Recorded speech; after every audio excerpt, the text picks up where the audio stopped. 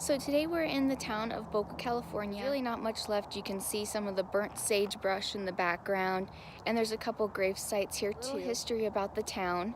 In 1893, the brewery burned down. Over-harvesting of the timber here caused their industry to decline for making the timber, and the sawmill closed after that. And Sierra Ice ended when it lost its biggest market when the Comstock mining era ended in the 1880s. So in the 1900s, modern refrigeration ended natural ice production. Then after that, they began dismantling Boca in 1927. So I love old antique bottles, and there's actually quite a few here. I'll show you what we've seen so far. A few years ago, there was a fire in the area, and it actually uncovered a lot of things that were buried here. This is just some of the stuff that people have found. And you got bottom of shoes. This is the heel of a shoe. You can see the nails in it still. Petrified rubber. That's a new bottle. Yeah. Look at in the bottom of this, you can see the writing on the bottom. That's pretty awesome. Right in front of us is this bent pole here, and actually it used to be the flagpole for the school that was here. So right across the railroad tracks, you'll see what looks like those really short wall foundations there. That's actually where the ice house used to be. It employed up to 50 men in the winter time. And then across the river is where the old brewery used to be.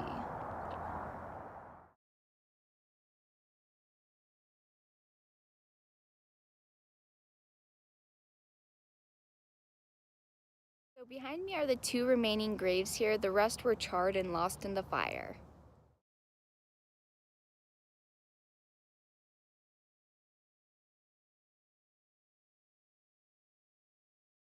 The craftsmanship on these gates is just amazing. It's still completely together. I mean, just look at the latch on here.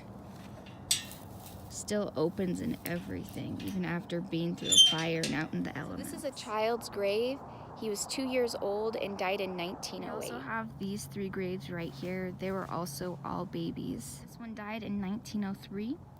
Then this one in the center, 1907.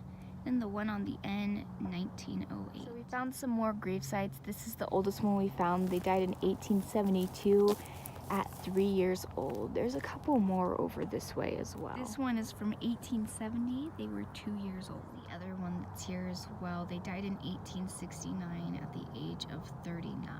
We're here. There's a brake pad from an old car, broken glass everywhere, and this is a fully intact camp. So I think we're at the dump site now. There's just cans and debris everywhere. I'll show you a little bit. You can see Josh way out there. There's some more bigger ones. I'll take you around and show you more too.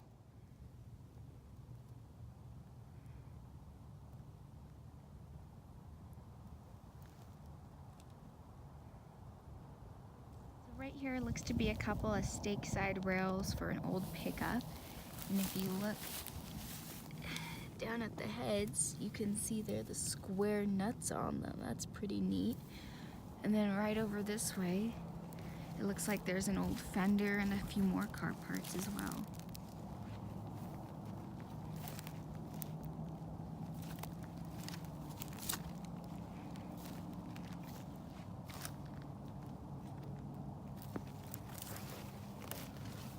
That old saw blade that I found, that's pretty neat.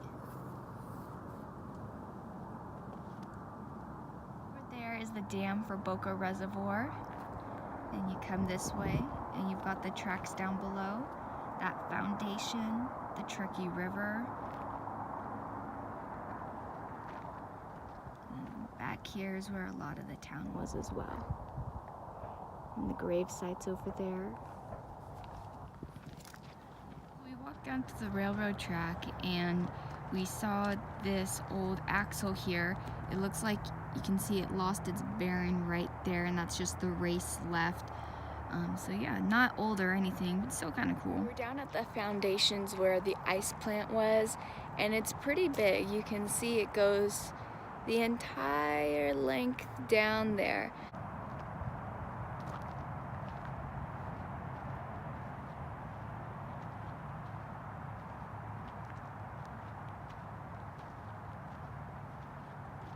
We walked a little further, and from here you can see the spillway, and you can also see some foundations as well. So inside of the foundation is some tracks here. It looks like about the size of a mine cart. So we walked down over to the bridge over the spillway and the river here, and it's absolutely beautiful.